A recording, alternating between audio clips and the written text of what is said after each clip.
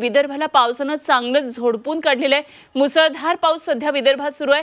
नागपूर, चंद्रपूर, वर्ध्यामध्ये हा संततधार पाऊस सुरू आहे। गेल्या काही तासांपासून पावसाचा जोर वाढलाय। अनेक भागात त्यामुळे पाणी साचलेलं आहे। राष्ट्रीय महामार्गासह छोटे मोठे असे 15 मार्ग सध्या बंद असल्याचं कळतंय आणि वर्ध्यातल्या यशोदा नदीला देखील पूर आलेला आहे। आणि काही महत्त्वाची दृश्य आपण विदर्भातली पाहतोय। चंद्रपूर, वर्धा, नागपूर, गडचिरोली, अमरावती या जिल्ह्यांमध्ये सध्या मुसळधार पाऊस सुरू आहे। ठिकठिकाणी ज्या ठिकाणी शेती आहे शेतांमध्ये पाणी घुसलेले, अक्षरशः शेती पाण्याखाली गेलेली आहे। तर चंद्रपूरमधल्या आपण पावसाची दृश्य पाहतो। नागपूरमध्ये तर आता बोटीने रेस्क्यू ऑपरेशन सुरू आहे। तर गडचिरोलीमध्ये देखील मोठ्या प्रमाणात पाऊस होतोय, त्यामुळे अनेक पूल पाण्याखाली गेलेले आहेत। तर अमरावतीमध्ये सुद्धा पाऊस सातत्याने पडत असल्यामुळे इकडचे धबधबे आता खळखळून वाहू लागलेले आहेत। गेल्या काही दिवसांमध्ये विदर्भात जोरदार पावसानं हजेरी लावली आहे। नागपूर, चंद्रपूर, गडचिरोली, वर्धा, अमरावतीत मुसळधार पावसामुळे जनजीवनावर याचा परिणाम झालाय।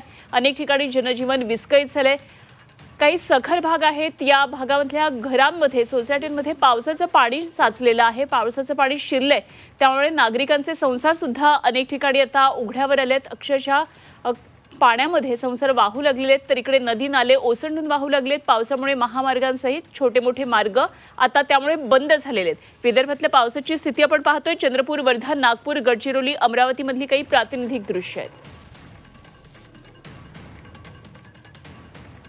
तर गेल्या काही दिवसांपासून विदर्भामध्ये मोठ्या पावसाची प्रतीक्षा होती। पाऊस सतत आता कोसळू लागलेला आहे। मात्र आता या संततधार पावसानं नागरिकांची त्रेधा सुद्धा उडालेली आहे। अनेक ठिकाणी जनजीवनावर याचा परिणाम झालेला पाहायला मिळतोय।